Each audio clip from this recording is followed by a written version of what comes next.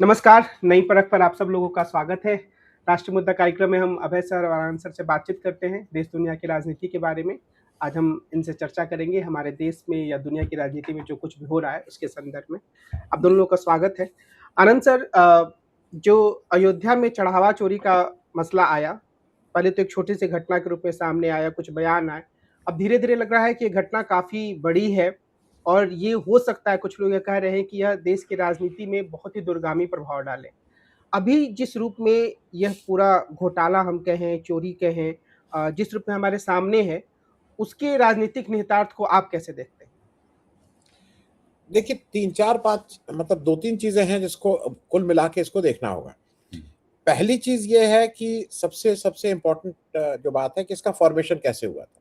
ये अगर आप शुरू से देखिए तो ये सारा जो मामला है मतलब पहले दिन से जब बाबरी मस्जिद गिरी, उस बाबरी मस्जिद का 26-28 साल मुकदमा चलता है और 28 साल बाद वो जो जज है वो कहता है कि इन फ़ोटो को हम नहीं एक्सेप्ट कर सकते हैं कि बिकॉज़ ये इन कारणों से नहीं कर सकते। सामने दिखी हुई है कि लोग क्या कर रहे हैं और उसके हिसाब से बाबरी मस्जिद गिरी ही नहीं। 28 साल बाद वो जज साहब ये मुकदमा का फैसला सुनाते हैं और उसके 2-3 महीने बाद वो लोकायुक्त होके उनको तुरंत पोस्टिंग दे दी जाती है जब वो रिटायर हो रहे होते हैं। एक्सटेंशन कई बार दिया गया। अब मोदी जी अब ये पहुँचता अच्छा सुप्रीम कोर्ट में गोगोई साहब जो इस मामले की में जजमेंट डिलीवर करते हैं, उनको कैसे फँसाया गया ये भी अब सब पब्लिक डोमेन में है कि कैसे एक महिला ने यौन शोषण का आरोप लगाया। योगी उन्होंने स्वयं ही उसके अपनी अपने को जज बना के उस पे कहा कि कुछ नहीं हुआ है। हालाँकि उस महिला को बाहर निकाला गया और जब दूसरे जज साहब आए तो उस महिला को फिर वापस ले आया गया। तो या तो गोगोई झूठ बोल रहे थे या वो महिला झूठ बोल रही थी। उसके बाद गोगोई को लाया गया राज्यसभा। राज्यसभा में गोगोई को लाया गया था, फिर से जान लीजिए गैर कानूनी, गैर संवैधानिक ढंग से उनको नॉमिनेट किया गया था और वो नॉमिनेशन देश के आर्टिस्ट विद लिटरेचर वाले इन लोगों के लिए सुरक्षित है। वो न्यायविद के लिए नहीं है, वो आम आदमी के लिए नहीं है। देश के जो प्रतिष्ठित कलाकार हों, देश के जो प्रतिष्ठित लिटरेचर वाले हों, उन लोगों के लिए है। तो मेरे हिसाब से जो मेरी जानकारी है, ना गोगोई साहब कोई कथक नृत्य करने में हैं, ना वो कोई भीमसेन जोशी की तरह कोई गाना गाते हैं। जितनी मेरी जानकारी है वो कोई आर्टिस्ट भी नहीं है, कोई किताब भी नहीं लिखते हैं, वो नौकरी करते तो उसकी उनको तनख्वाह मिलती थी। तो ये बात तो हो गई गोगोई साहब की। मोदी जी ने उसको फरवरी 2020 में खुद अनाउंस किया। उन्होंने ये वाला अनाउंसमेंट उन्होंने जाके संसद में किया कि अब इतने सालों के बाद अब मैं राम को ला रहे हैं। मोदी जी ने अच्छा संसद ने इस ट्रस्ट को बना। गवर्नमेंट ऑफ इंडिया ने और गवर्नमेंट ऑफ इंडिया मतलब भाजपा सरकार ने 12 लोगों का इस ट्रस्ट में परमानेंट मेंबर के रूप में डाले गए। के पारासरन साहब जो थे उन्होंने इस ट्रस्ट के वो सब बनाए रूल्स एंड रेगुलेशंस। आज भी ट्रस्ट का जो पता है वो दिल्ली का है। वो मथुरा अब वो यहाँ का नहीं है, अयोध्या या फैजाबाद का नहीं है। तो ये तो हो गया फॉर्मेशन। पहले दिन से मोदी जी लगे हुए थे। पहला ईंट रखने से फिर बार-बार जाना, फिर प्राण प्रतिष्ठा करना, फिर उसकी ध्वजा ये सब मोदी जी करते थे। अच्छा मोदी जी ही किसको ट्रस्ट में कौन रहेगा कौन नहीं रहेगा सब मोदी जी नॉमिनेट करते थे। मोदी जी अपने नृपेंद्र एक कंस्ट्रक्शन कमेटी बनी तो मोदी जी ने नृपेंद्र मिश्रा को रखा। 11 आदमी थे उसमें राजनाथ सिंह ने दिवाकर त्रिपाठी को रखवा दिया क्योंकि भाई माल आना सब जगह से जरूरी है। ये तो मोदी जी का रोल था। अब जब आज ये हो गया है तो मोदी जी का कहीं पता ही नहीं लग रहा है। वो तो मुंह में ताला लगा के बैठ गए हैं कि इस पे क्या हुआ उनको पता ही नहीं लग रहा है। दूसरे अब मैं एक एक करके इसको इसलिए बताता चल रहा हूं कि ये समझना जरूरी है। अब इसको सब लोग कहते हैं सनातनी हैं, हम लोग सनातनी हैं, सनातन धर्म का है। सनातन धर्म के जो सबसे बड़े धर्माचार्य होते हैं जो जितनी मेरी समझ शंकराचार्य होते हैं। इस पूरे उसमें मुझे कहीं शंकराचार्य का कोई रोल नहीं दिखाई दिया। मैं ये मान सकता हूं कि मोदी जी को बीजेपी को एक शंकराचार्य से दिक्कत है तो इस देश में 4 शंकराचार्य आप किसी शंकराचार्य को ले आए होते। मैं हम सब लोग यहाँ बैठे हुए हैं। हम सब लोग जात पात को नहीं मानते हैं। हम लोग ऐसे बैकग्राउंड से आते हैं कि जहाँ पे हम हमारे ऑफिस में जो बच्चे काम करते हैं या घर में जो लोग काम करते हैं उनकी जात नहीं देखी जाती है। नॉर्मल वर्ण व्यवस्था में जो जो जिसको मनुवादी वर्ण व्यवस्था कहते हैं उस पर आप उनके हाथ का पानी नहीं पीते। लेकिन ये कहने के बाद मैं अपने लिए स्वीकार करता हूँ कि जब मेरे घर में पूजा होती है, जब कोई इस तरह का काम होता है, विवाह होता है, किसी का नामकरण होता है, कथा सुनी जाती है, रामायण सुनी जाती है, तो वो पंडित जी से ही सुनी जाती है। उसी तरह से प्राण प्रतिष्ठा जब धर्म का काम हो रहा है, वो प्राण प्रतिष्ठा करने के लिए मोदी जी क्वालिफाइड नहीं है। वो कोई धर्माचार्य ही करेगा। वो Modi ji is not qualified. जैसे बच्चे का अगर पैदाइश हो रही है, तो वो तो कोई वही करेगा ना जो बच्चे को पैदा कर पाए। अभय अभय जी बहुत बड़े चिंतक हैं, बड़े भारी एनालिसिस करते हैं। ये जाके थोड़ी बच्चा पैदा करने लगे कि मैंने किताबें लिखी हैं तो मैं बच्चा पैदा करूंगा। अरे भाई, ये आपका काम नहीं है, आप यू आर नॉट क्वालिफाइड। वही मोदी जी की हालत है। अब जो एक दो चीजें हैं, एक तो ये हो गया है। दूसरी बात एक एक इसमें ये है कि ये सारा कुछ एक दूसरे को बचाने की बात हो रही है। एक एसआईटी फॉर्म हुई, उस एसआईटी में कौन लोग, उस एसआईटी में जो तीनों लोग हैं, वो विजय विश्वास पंत, किरण एस, मतलब एक डीसी डिविजनल कमिश्नर लखनऊ, एक आईजी रेंज और एक स्पेशल सेक्रेटरी फाइनेंस, सबके पास 8-8, 10-10 साल की नौकरी बची हुई है। उत्तर प्रदेश सरकार के नौकर हैं ये। उत्तर जब मुख्यमंत्री एक एसआईटी बना रहा है, किसी की हैसियत है ये कि वो मुख्यमंत्री बताएगा कि इसको ये लिखो तो वही लिखेंगे? इनमें से किसी की हैसियत है कि वो कहेंगे नहीं नहीं, हम आपके हिसाब से नहीं जाएंगे, हम इंडिपेंडेंटली काम करेंगे?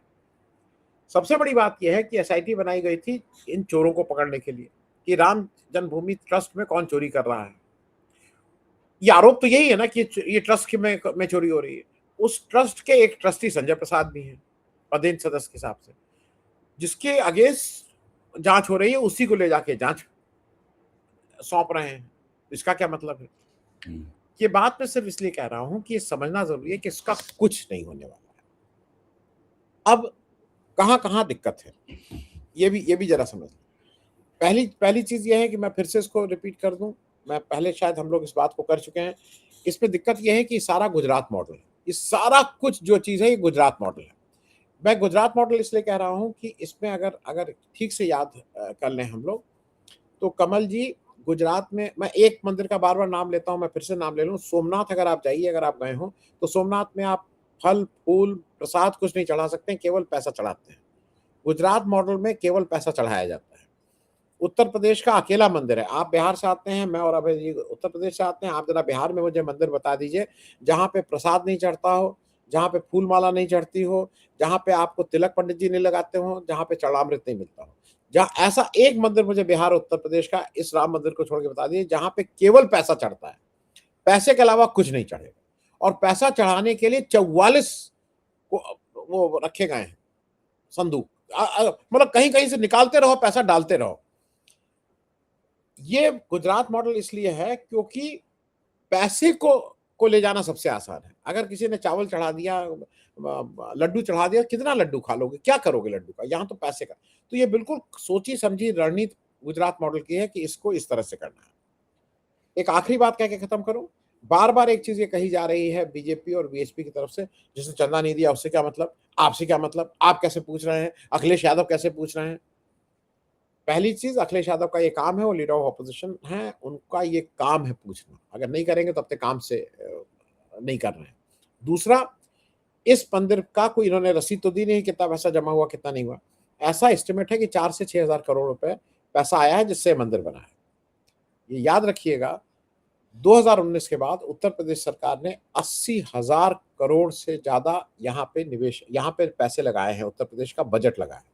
वो बजट जो लगा है, उसका किसमें किसका पैसा आया है? उसमें मेरा पैसा आया, उसमें दुबे जी का पैसा आया, उसमें अब्दुल का पैसा आया, उसमें जॉन का पैसा आया, उसमें जैन साहब का पैसा आया है, उसमें करतार सिंह का, उसमें इन सारे लोगों का पैसा आया है। तो ये बिल्कुल बेहूदी बात है कि आप इसमें प्रश्न नहीं पूछ सकते।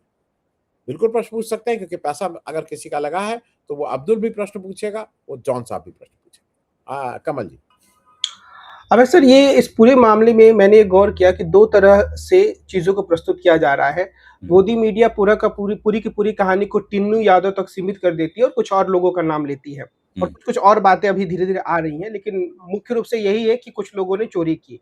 यूट्यूब की दुनिया में मैं ये देख रहा हूँ कि कहानी यहाँ तक चली जाती है कि कोई गोपाल राव या गोपाल राय है, वो ले जाकर बेंगलुरु में पैसा देते थे और इशारों-इशारों में और कहीं-कहीं खुलकर ये कहा जाता है कि क्या हसबोले साहब का नाम इसमें है। इन दोनों नैरेटिव्स में से सत्य के कौन नजदीक है, हम किस पर भरोसा करें? क्या दोनों ही अतिरेक के शिकार हैं? देखिए, ये यूट्यूब द्वारा फैलाई गई खबर नहीं है। ये जिस खबर का आप जिक्र कर रहे हैं, मैंने स्वयं भास्कर के वेब एडिशन में इस खबर को पढ़ा है। मैंने खुद पढ़ा है। भास्कर का एक वेब एडिशन की खबर है, शायद कहीं मेरे पास उसका क्लिप भी होगा, मैं आपको भेज भी सकता हूं तस्दीक के लिए। उसमें स्पष्ट रूप से लिखा था कि एसआईटी को ये जानकारी दी है। जब एसआईटी ने पहली बार जांच का पहला दौर किया, जो शुरुआती जानकारियां लोगों से हासिल की, तो एसआईटी को ये जानकारी मिली कि गोपाल राव का भतीजा, उसका नाम भी मेरे पास कहीं नोट है, वो बहुत ही प्रभावशाली व्यक्ति था वहां पर। बिना उसके कहे हुए किसी का बिल का भुगतान नहीं होता था। वो कुछ दिनों बाद एक बोरे में सामग्री भरकर ट्रेन के जरिए दक्षिण भारत जाता था। गोपाल राव हुबली के रहने वाले हैं, कर्नाटक के, और उन्होंने अपने भतीजे को नियुक्त कर दिया। चंपत राय ने अपने भतीजे को नियुक्त कर दिया। चंपत राय के भतीजे का नाम है संजय चंदन राय। ये चचा भतीजों की वहां सरकारें चल रही थी इस तरीके से। और उसके बाद वहां से वो खाली हाथ वापस आता था हवाई जहाज में बैठकर, और ये काम उसने 50 बार किया। ये जानकारी, यानी जांच पड़ताल का जो पहला दौर था, उसमें एसआईटी को जो जानकारियां मिली थी, उसमें से एक जानकारी ये थी। एसआईटी ने जो 20 या 22 पन्ने की जो रिपोर्ट मुख्यमंत्री को सौंपी है, उस रिपोर्ट में संभवतः ये जानकारी है। उस रिपोर्ट को आज तक सार्वजनिक नहीं किया गया है कि दरअसल उस रिपोर्ट में है क्या। उस रिपोर्ट में यह भी सिफारिश है कि किन किन लोगों के खिलाफ एफआईआर मुकदमा दर्ज होना चाहिए। उन लोगों की सूची भी है उसमें, किन किन लोगों के ऊपर शक होना चाहिए, ये भी सूची है। अब जो अभी एफआईआर दर्ज हुई है, क्या वो उस रिपोर्ट के मुताबिक हुई है? कोई कुछ नहीं कह सकता जब तक वो रिपोर्ट सामने नहीं आएगी। अच्छा, ये बात सही है कि मैंने खुद उसको पढ़ा, उसके बाद मैंने इस बात को कहना शुरू किया यूट्यूब पे, और भी जगहों पे कहना शुरू किया, और लोगों ने भी इस बात को पढ़ा होगा, और लोगों ने भी कहा। उसके बाद दोबारा ये बात नहीं कही गई, क्योंकि इसके बाद इस बात को दबाने के लिए पूरी कोशिश की गई। अच्छा, ये भी बात सही है कि गोपाल राव जो हैं, वो राष्ट्रीय स्वयंसेवक के अंदर दत्तात्रेय होसबोले के आदमी हैं। ये भी एक हकीकत है कि जब एसआईटी ने इन सब लोगों को कहा कि अब आप लोग अयोध्या छोड़कर नहीं आएंगे अगले आदेश तक, उसके बावजूद गोपाल राव अयोध्या छोड़कर गए और कर्नाटक जाकर उन्होंने दत्तात्रेय होसबोले से मुलाकात की और यहां की पूरे घटनाक्रम की रिपोर्ट दी। ये सब बातें तो अखबार में आ चुकी हैं। अच्छा, अब इसलिए ये अफवाह नहीं है, ये एक खबर है जो उठी थी लेकिन वो दब गई। अब उसको बार बार दोहराया नहीं जा रहा है। ये खबर एक संदेह व्यक्त करती है कि बहुत बड़े पैमाने पर राम मंदिर का रोकड़ा जो है, रोकड़ा मैं कहूंगा इसको, राम मंदिर का जो चढ़ावे वाला रोकड़ा है, वो रोकड़ा वहां से कहीं जाता था। और एक व्यक्ति है जो कि हर हफ्ते 10 दिन बाद, महीने में 1 या 2 बार बोरे में भर के कुछ ले जाता था। और वो राम मंदिर के 3 सबसे बड़े जो व्यवस्थापक थे, चंपत राय, राजेंद्र, वो अनिल मिश्र और गोपाल राव, उनसे जुड़ा हुआ था। तो ये तो अपने आप में स्पष्ट है। अब आनंद जी ने एक बहुत ही बढ़िया बात कही है, ऐसी बात कही है जिसको कोई रेखांकित करता नहीं। उन्होंने ये कहा है कि ये गुजरात चढ़ावे का गुजरात मॉडल है, मंदिरों को कैसे चलाया जाना चाहिए। राष्ट्रीय स्वयंसेवक संघ जिस तरीके से हिंदू धर्म को अपने मॉडल में बनाना चाहता है, उस मॉडल में प्रसाद, मिठाई, पेड़ा, लड्डू, माला, पुरोहित, तिलक, आरती वारती, ये सब खत्म कर दिया है उन्होंने। और उन्होंने हर चीज का स्थान रोकड़ा यानी नकदी कर दिया है, नकदी पे कर दिया है। वो बता रहे हैं कि गुजरात में सोमनाथ मंदिर है, वहां भी यही कर दिया गया है। अब ये जो राम मंदिर इन लोगों ने, जो एक राजनीतिक मंदिर है मैं ये मानता हूं, ये बनाया है, मतलब इसको भी उन्होंने कर दिया है उन्होंने उसी तरीके से। तो इसमें बड़े पैमाने पर राजस्व पैदा होता है, बड़े पैमाने पर रेवेन्यू जनरेट होता है चढ़ावे के तौर पर। जैसे कि जब कुंभ लगा हुआ था, उस वक्त जो वहां 40 या 44 पेटियां थी दान पात्र की, वो इतनी ज्यादा उसमें चढ़ावा आता था कि दिन में 3-3 बार उनको खाली किया जाता था, उन पेटियों को। ये सब बातें मैं इसलिए कह रहा हूं कि ये पूरा मॉडल निकलकर सामने आ सके। मैं तो यहां तक मानता हूं कि राष्ट्रीय स्वयंसेवक संघ ये मानता था, हिंदुत्व आंदोलन के दौरान वो बार बार ये कहता था कि ये अयोध्या को हम वेटिकन बनाना चाहते हैं। वेटिकन क्या है? ये एक स्वतंत्र संप्रभु राष्ट्र जो कि इटली है, इटली के रोम उसकी राजधानी है। रोम के बीच में बनी हुई एक जगह है, रोम के बीच में बना हुआ एक विशालकाय चर्च है, वो चर्च वेटिकन है और उसको अलग स्वतंत्र राष्ट्र की मान्यता प्राप्त है। ऐसा दुनिया में कहीं नहीं है। ये बिल्कुल वो एक उसका राष्ट्राध्यक्ष पोप होता है, जो कैथोलिक ईसाइयों का सबसे बड़ा धर्म गुरु है। कैथोलिक ईसाइयों को पापा है, पापा शब्द भी वहीं से आया है, पापल अथॉरिटी से आया है पापा शब्द। हम लोग पता नहीं अपने पिताजी को पापा क्यों बोलते हैं, वो उसी से प्रभावित है पूरा। ये पापा शब्द जो है ना उसी से आया है। तो ये जो पूरा मामला है ना, इस तरीके से वो उसी तरह का बनाना चाहते हैं। अब आप देखिए, भारत में तो संविधान संशोधन करना पड़ेगा है ना, वो आप उसे उस तरह से घोषित रूप से वेटिकन तो नहीं बना सकते। अयोध्या को उन्होंने वेटिकन बना दिया और इसमें राष्ट्रीय स्वयंसेवक संघ की सल्तनत बन गई। अयोध्या राष्ट्रीय स्वयंसेवक संघ की सल्तनत बन गई। इसमें मोहन भागवत उसके अघोषित राष्ट्रपति हैं, चंपत राय उसके अघोषित प्रधानमंत्री हैं, अनिल मिश्रा उसके अघोषित गृह मंत्री हैं, गोपाल राव उसके अघोषित वित्त मंत्री हैं। और वो वित्त मंत्री वो और उसमें जितना भी राजस्व पैदा होता है चढ़ावे के रूप में, वो उस स्टेट की, उस सल्तनत की आमदनी है। उस आमदनी को अधिकार पूर्वक संघ अपने पास रखता है। अब इसमें कोई हस्तक्षेप नहीं कर सकता। योगी आदित्यनाथ इसमें हस्तक्षेप नहीं कर सकते, नरेंद्र मोदी इसमें हस्तक्षेप नहीं कर सकते, कोई हस्तक्षेप नहीं कर सकता। इसके अंदर सबको उसके इर्द गिर्द घूमना पड़ेगा, इधर उधर की बातें करनी पड़ेंगी, अपनी राजनीति चमकाने के लिए इधर उधर की लफाजी करनी पड़ेगी, लेकिन इस इंतजाम में, इस बंदोबस्त में कोई हस्तक्षेप नहीं कर सकता। कर्नाटक में बैठा हुआ या दिल्ली में झंडे वालान पे बैठा हुआ या नागपुर में बैठे हुए लोग जो हैं, वही तय करेंगे कि इस सल्तनत में क्या होगा और इसको कैसे दबाया जाएगा। अब चूंकि इसमें चूंकि कुछ मैं मानता हूं अंदरूनी प्रतियोगिता और अंदरूनी होड़ के कारण इस मसले को दबाया नहीं जा पाया, वरना पहले जो संजय सिंह ने सबसे पहले आरोप लगाए थे जमीन घोटाले के, उनको दबा दिया गया था।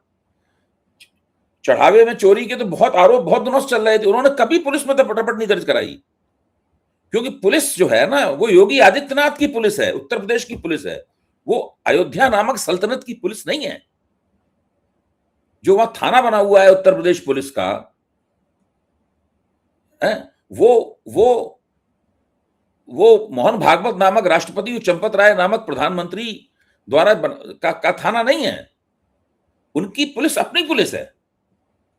इसीलिए उन्होंने निजी जो एक फौजी अफसर की जो निजी सिक्योरिटी कंपनी थी उसकी मदद लेके ये सारे, अच्छा ये लोग खुद छापे मारते थे, इनको पता चला किसी ने चढ़ावे की चोरी की है तो पुलिस में रिपोर्ट दर्ज करने की बजाय जो हर व्यक्ति करता है, ये अपनी मिलिशिया लेके अपनी निजी आर्मी ले जाके वहां छापा मारते थे। इनका पूरा जो व्यवहार शैली है, पूरा काम करने का जो तरीका था, मोडस ऑपरेंडाई था, वो यही था कि हमारी सल्तनत है, यहाँ पर हमारी कानून व्यवस्था है, हमारा अपना कानून है, हम तय करेंगे कौन होगा कौन नहीं होगा। ये सारा आप देखिए ना, स्टेट बैंक को नोट गिनने के लिए दिया गया, क्योंकि स्टेट बैंक ने अपने कर्मचारी लगाए नहीं। स्टेट बैंक भारत सरकार की संस्था है, अयोध्या में नहीं काम कर सकती, तो स्टेट बैंक ने किसी दूसरी प्राइवेट कंपनी से को ठेका देकर वहां के कर्मचारी नोट गिनने के लिए लगाए। आप देखिए ऐसा कहीं होता है हिंदुस्तान में?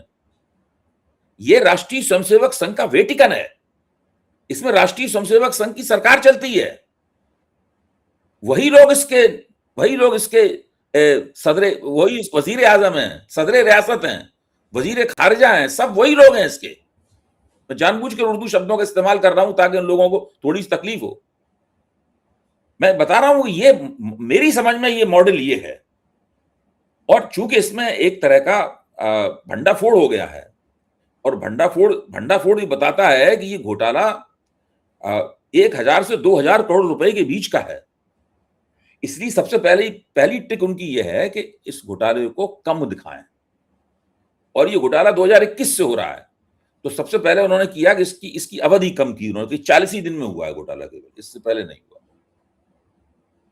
फिर 40 दिन के अंदर हुआ है, जाहिर है कि जो 70-80 लाख रुपए मिले हैं और थोड़े और मिलेंगे, 1.5-2 करोड़ 5 करोड़ तक पहुंच जाएगा घोटाला। इससे ज्यादा नहीं हुआ है घोटाला। घोटाला करने वाले कौन है? यही 8-10 लोग हैं बस केवल। सबसे पहले इस घोटाले का समय, घोटाले की अवधि सीमित करना है, फिर कितनी रकम का घोटाला हुआ है उसको सीमित करना है, फिर किन्होंने घोटाला किया है वो सब सीमित करना है, ताकि संघ परिवार के पेट में जो करोड़ों और हजारों, किसकी दम है 1.5-2 हजार करोड़ रुपए खा जाना? चंपत राय की दम है?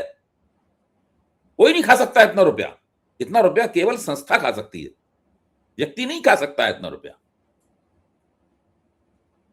तो ये मैं समझता हूं ये इस तरह का मॉडल है, और ये इन लोगों ने, चूंकि लंबे अरसे से इनकी सरकार बनी हुई है, इसलिए ये सब कर पाने में सफल रहे, और इसलिए इन सब लोगों को बहुत डर लगता है कि अगर इनकी सरकार नहीं रही तो ये सब 15 मिनट के अंदर इसका भांडा फूट जाएगा। केवल 15 मिनट लगेंगे, नई सरकार आएगी, वो तय कर लेगी इससे भांडा फूटना है, 15 मिनट में पता लग जाएगा कौन बदमाश है, और अगले 15 मिनट में ये लोग जेल चले जाएंगे। ये स्थिति है इन लोगों की, ये काम कर रहे हैं यहाँ पे ये।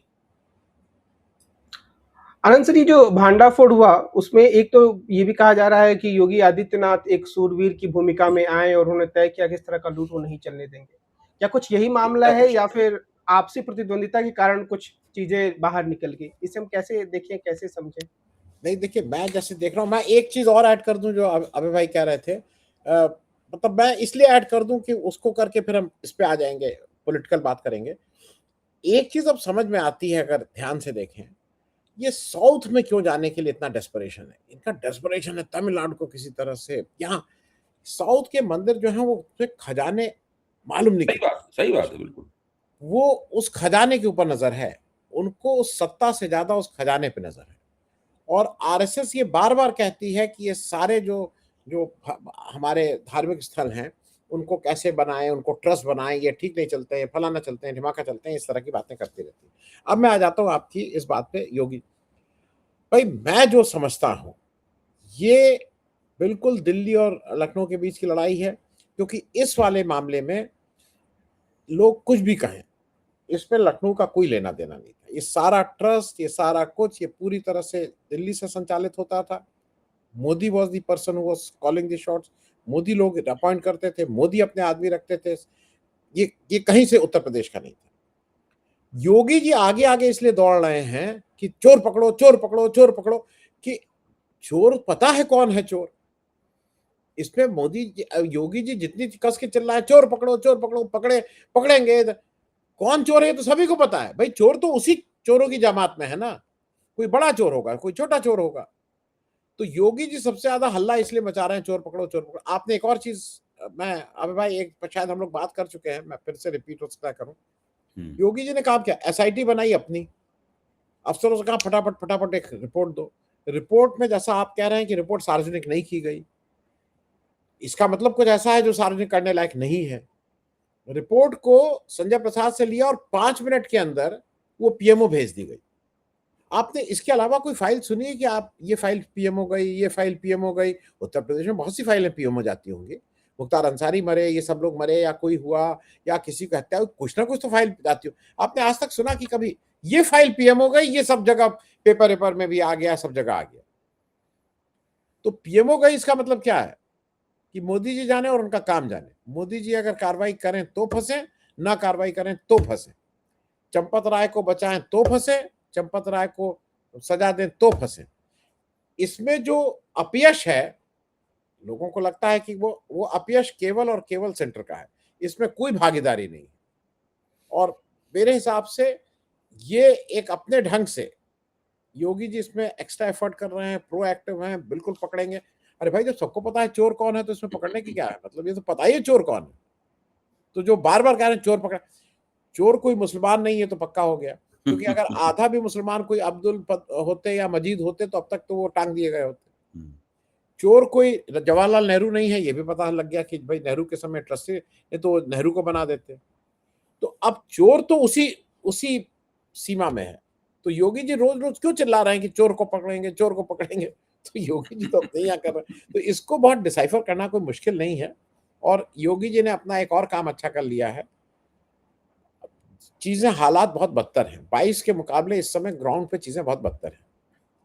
अगर नॉर्मल चुनाव होता है तो योगी जी अपने सिर पे अपने सिर पे कोई जिम्मेदारी ही नहीं लेना चाहते। तुम्हारी वजह से हारे, तुम जब चोरी करोगे तो हारोगे, नहीं तो क्या करोगे। और जीतने के लिए एक नहीं, अब मुझे लगता है कि कम से कम 10-20 ज्ञानेश कुमार को इनको इकट्ठा करना पड़ेगा। एक ज्ञानेश कुमार के बस का अब उत्तर प्रदेश का इलेक्शन नहीं रह गया। कई ज्ञानेश कुमार आएंगे कमल जी, तब ये कुछ मामला बन सकता है। तो अभी सर, क्या आप भी इस बात से सहमत है कि विपक्ष के भाग्य से बाकी सारी चीज़ों को हम छोड़ दें, राजनीतिक रूप से देखें तो एक लॉटरी निकली है और अखिलेश यादव के लिए चुनाव थोड़ा आसान हो गया है, या फिर यहाँ से यह कहना एक जल्दबाजी होगी? देखिए, इस तरह तो नतीजा नहीं निकाल सकते उनके लिए चुनाव आसान हो गया। चुनाव जो है वो जीता भी बहुत से कारणों को मिला के जाता है और हारा भी बहुत से कारणों को मिला के जाता है। एक आध कारण उसमें बड़ा कारण होता है, इनकी इसके बारे में हम लोग चर्चा करते रहते हैं। लेकिन ये इस प्रकार का घोटाला है जो उत्तर प्रदेश के चुनाव में तो इसका प्रभाव पड़ेगा ही। भाई, भारतीय जनता पार्टी को इससे फायदा तो नहीं हो सकता है कोई।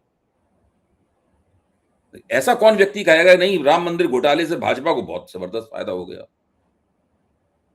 या राम मंदिर घोटाले से मोदी जी को स्पेशल नंबर जनता देगी, या योगी जी को स्पेशल नंबर। उसके योगी जी चाहते हैं कि मोदी जी के नंबर तो घटे, उनके नंबर ना घटे, इसलिए इधर उधर लफाजी करते हुए घूम रहे हैं। हर व्यक्ति जानता है कि लफाजी पूरी तरह खोखली है, उसमें कोई दम नहीं है, और ये भी एक तरह से लीपापोती करने में शामिल है उसके। क्योंकि अगर आप इतने बड़े 30 मार्खा हैं, इतने बड़े आप सिपहसालार हैं कानून व्यवस्था के, तो अभी तक तो आपको इन सबको पकड़ के उल्टा लटका देना चाहिए था। थाने में पुलिस की, मुझे कल किसी ने बताया कि उत्तर प्रदेश पुलिस अभी उस महान परंपरा पे चल रही है, इसमें बर्फ की सिल्ली पे उल्टा लिटा के और एक चमड़े की बेल्ट से पिटाई होती है अपराधी की। 3rd डिग्री इसको बोला जाता है। ये 3rd डिग्री दी जानी चाहिए इन सब लोगों को। 5 बेल्टें पड़ेंगी, सब बता देंगे कितना रुपया कहां गया। योगी जी चाहें तो, अगर योगी जी अपनी बुतराएं और अपने संवैधानिक पद का जो अधिकार मिले हैं संविधान तहत उत्तर प्रदेश के मुख्यमंत्री के तौर पर, 5 मिनट के अंदर सब पता लगा सकते हैं योगी जी। 5 मिनट के अंदर प्रमाण सहित सब चीजें आ जाएंगी। अबे भाई, हो सकता है पता लगा लियो, दस्तावेजी प्रमाण उपलब्ध हो जाएंगे। इतने इससे कुछ, आप देखिए, मुझे कोई प्रशासन चलाने का अनुभव नहीं है। आप मुझे एक हफ्ते के लिए मुख्यमंत्री के अधिकार दे दीजिए, मैं सब पता के दूध का दूध सब सामने रख दूंगा। कुछ नहीं करना है इसमें। आनंद जी शायद और भी जल्दी कर देंगे इस काम को। ये कोई तिलिस्म थोड़ी ना है कोई। यहां से वहां तक जहां तक पैसा गया होगा, एक एक चीज, एक एक सोने की ईंट, एक एक चांदी की ईंट, एक एक पैसे का हिसाब आ जाएगा। जमीनें जो बिकी हैं उनमें घोटाला हुआ है, सारा बैंक में पेमेंट हुए हैं सारे। कौन सी बैंक ब्रांच है किस बैंक की जो मना कर देगी बताने से? उसकी नौकरी चली जाएगी मैनेजर की अगर जो बताने से मना करेगा। स्टेट बैंक का चीफ खुद ही सारे तथ्य लेके जाएगा और प्रधानमंत्री मुख्यमंत्री को दे देगा जाके। अरे भाई, सब सरकारी संस्थाएं हैं, इसलिए जो कुछ भी कहा जा रहा है ये सारा का सारा सब लोग मिलकर झूठ बोल रहे हैं। मीडिया इस पूरे नजारे को और बढ़िया बना रहा है कि छापे पड़ रहे हैं, बक्से मिल रहे हैं, ये हो रहा है, यहाँ इतने पैसे मिले, यहाँ उतने पैसे मिले। ये सारा नाटक जो है ना, जो एंकर लोग बड़े गंभीर चेहरा बना के जो टीवी पे दिखा रहे हैं, ये सारा ये दिखाने के लिए है कि करप्शन के खिलाफ कितना जबरदस्त एक्शन हो रहा है और चंदा लूटने और चढ़ावा लूटने वालों को नहीं छोड़ा जाएगा। दूध का दूध और पानी का पानी हो जाएगा। इस प्रकार की जो लफाजी हो रही है, उस लफाजी का नजारा बनाया जा रहा है पूरा। और ये इस मुगालते में है कि जनता इस नजारे पे विश्वास कर रही है। मुझे एक आदमी नहीं मिला आज तक जिसने कहा होगा ये काम ठीक तरीके से हो रहा है, सही तरीके से हो रहा है। सब लोग यही पूछते हैं कि भाई साहब क्या होगा, कहां गया पैसा, सब क्या हुआ, सब लोग यही पूछते हैं। वो मुझसे इसलिए पूछते हैं मुझे उसका सारा रहस्य पता है। मतलब ये हालत है। बैंक जाइए, आप कहीं भी जाइए, लोग सब जो आपको पहचानते हैं वो आपसे सवाल जरूर पूछते हैं। हर आदमी की, हर व्यक्ति। बैंक में तुम्हें कई ऐसे लोग मिलेंगे वहां जाके अयोध्या जाके चढ़ावा करके आए थे अच्छा खासा। भाई, जो आदमी 1.5 लाख रुपए महीने कमाता है, बैंक का अच्छा अफसर है, वो जाएगा तो वहां पर श्रद्धा में विगलित होकर वो 10,000 रुपया से लेके 50,000 रुपए डाल के आएगा। वहां पे संकल्प लेके गए होंगे इतना रुपए हम दे के आएंगे वहां पे। ये तो हालत है। ये कैसे लोग हैं, कैसे लोगों के हाथ में देश की सत्ता आ गई है, एक राजनीतिक मंदिर बनाया है, उसके भी सम्मान की रक्षा नहीं कर पाए। मतलब निर्लज्जों की और कैसे लोगों की कतार है ये। बिल्कुल। आज की अपनी इस चर्चा को हम इसी बिंदु पर विराम देते हैं। हम रविवार के दिन फिर मिलेंगे और देश की राजनीति पर अभय जी और आनंद जी से बातचीत करेंगे। आप दोनों लोगों को बहुत-बहुत धन्यवाद। नमस्कार।